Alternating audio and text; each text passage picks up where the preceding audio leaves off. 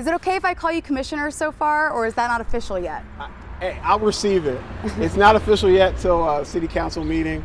I'm still the school district's chief, but whatever you want to call me is fine. All right, we'll stick with Commissioner Muldrow. That's how I say that, right? Yes, ma'am. Muldrow, okay. So we'll start with, what experience do you bring to the job? Well, I'm a York native. I mean, I know that's not where you were going with the question, but I actually started off in law enforcement back in '98. In 2000, I actually became a police officer here with York City Police. I was there for approximately 7 years, and my journey took me a couple other places. I was federal in New Cumberland for a little while, Newberry Township briefly, a brief stint, York County Sheriff's Department, and West York Borough for about 7 years. Before I was employed by the York City School District, where I subsequently took over as their chief of school police after I started their department. And you started that, right? Can you tell me a little bit more about that process? Whew. I don't know if you have the time for that. That was an undertaking. Because in this area of Pennsylvania, let alone this area of the country, but this area of Pennsylvania, it's kind of rare. School policing was kind of a phenomenon, like out west and in Pittsburgh and stuff. They had already had school police departments, but locally we didn't really have departments in this region. There was a one-man department, if you will, in the southern end of the county. So a lot of it I had to do by a lot of legwork and trial and error. And the process was very extensive, having to work through the feds, having to work with state police, work with the county government to try to fictionalize a police department where one hadn't existed before. So it was a monumental task. It was a very lofty undertaking, but with the help of some awesome people, we pulled it off. In this new role as commissioner, what are your top priorities?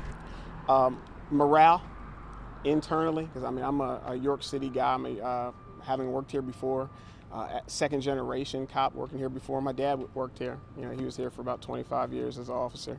So, yeah. So getting that morale back, getting that energy back in the building. When I worked here, it was a family. It was a place where guys, and by guys I mean men and women, were excited to come to work. We were excited to try to come and make a difference in the community. And we were pumped up, and that kind of energy was there, and morale was high. I think some of that went missing over the years. So getting some of that back, because if guys are driven and motivated to come to work, they're going to get on the street and they're going to give you that same kind of energy on each and every call. And I want them to feel highly respected as the professionals and crime fighters they are, because then they'll carry that same respect level with them when they're dealing with the public. So that's definitely my first goal, is to get in there and start rebranding and rebuilding the team in-house, and then getting out in the community, because they're my people, they're my friends, they're my family, they're the people that have been wiping my snotty nose since I was a kid and cheering for us at football games and embracing me when I was down and cheering for me when I was up. And I'm making sure that they are served to the best possible ability that we can pull off as a department, because they are the mothers and the daughters and the kids and the wives of this community, just like our guys have our own. And I want to make sure that they're getting the service that they deserve. So morale, rebuilding, rebranding, and is there a top three maybe? You just named them.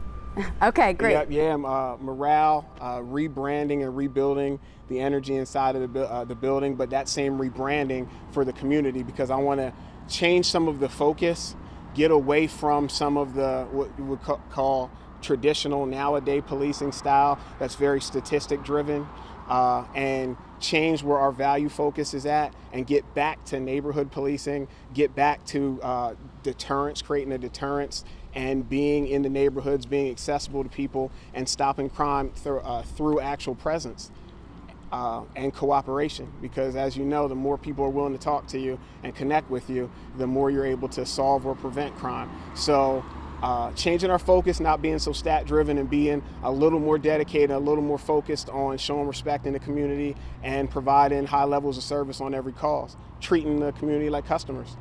Now, you mentioned morale, but with such a short term for the previous commissioner, how do you plan to build that within the department? Oh, it's possible. I'm a team guy.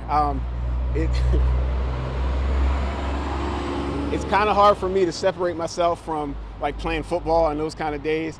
So I personally believe that in a leadership role, to me, my style is it's all about coaching, and stuff like discipline shouldn't supplant good coaching.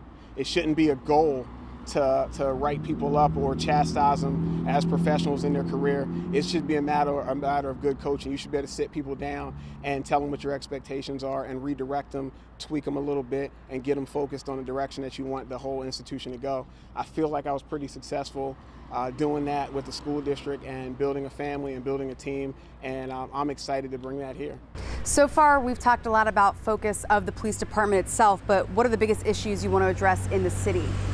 I think that, and this is going to be, it might sound a little foreign, but to me, arrest should be a byproduct of policing, not a goal.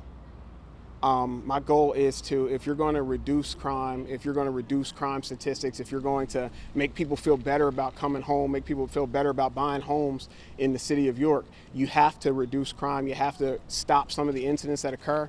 But I don't think you have to do that by shooting for arrest. You have to do that by being present. You got to do that by being highly visible, because we all know when there's an officer, when there's an officer in the neighborhood, when there's an officer present, bad things are less likely to happen. And reason why I continue to say about focusing on morale and getting people together, getting guys, the men and women together, because nobody comes to law enforcement expecting to be a bad guy. Nobody comes to law enforcement or police work wanting to hurt people, wanting to disrespect people, or be nasty or mean towards anybody. Everybody is drawn to this career field for the same reason. You want to be a hero. You want to be somebody's hero. And I want to motivate guys to feel like they can be heroes again, that when they're stepping out, they're the champion of the neighborhood that they're driving around trying to police. And if I can do that in-house, they will see that outside, because York's a loving community. That's what I know about my town. York is a loving community that's full of grace and is always willing to embrace people. So when they see us trying, they will welcome that with open arms. How do you plan to improve relations between police, the community in this current climate? I know that there's, depending on where you are, it's different, but how do you plan to build that and fix that? Keep our focus here on York. Not on the national level, not on the national scale. Keep our focus right here in York, on eyes on me, eyes on our department, eyes on the history and things that have occurred here. That's the first thing. Secondly, again, I go back to trying to motivate them to work and police and function off of respect, off of love, and off of wanting to be that hero, knowing that we need to continue to dedicate ourselves to service. As we do that, we can win this community back. I've been here serving in the York area in various roles for 20 plus years. My dad did it for almost 30 years. And I was always taught that you can do it, and people understand that it's a job, and they understand that the job is necessary. You just have to do it, showing respect for individuals or everybody on every call. You just have to do it understanding that you need to allow a person to have their dignity no matter what, no talking down to people, no being disrespectful, telling people what you need to do, telling people what you need to not happen, what needs to occur, and doing it appropriately and respectfully, like you would want somebody to do with your wife or your mom or your child. If we do that, we're doing the right things, and they'll embrace us. York's waiting. Commissioner Muldrow, you're human. Do you have any concerns or fears about taking this job? I mean, what are some of your biggest concerns?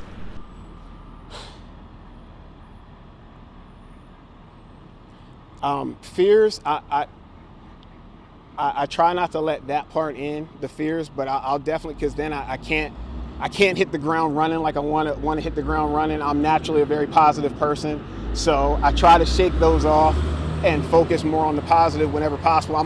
I'm naturally a glass half full kind of guy. That's just who I've always been.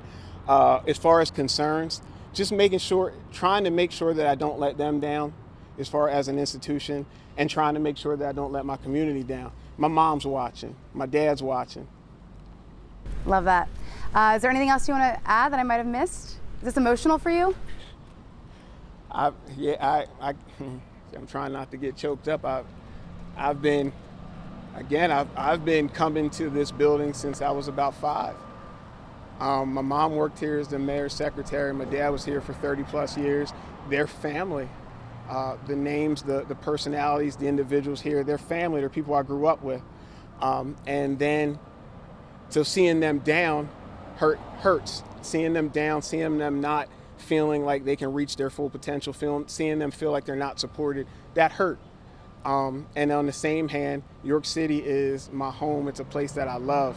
I know the names, I know the addresses, I know the corners, I know the stores, I know the homeowners, I know the stories, the legacies. I was part of that. Like I said, they babysat me out. There were girlfriends and cousins and teammates from playing football and everything else. And I have a responsibility to the York community to make sure they're being treated right, just like I have a responsibility to this department to make sure these guys are being cherished and appreciated. Truly the definition of home field advantage. All right, thank you, sir. Thank you so much. Thank you.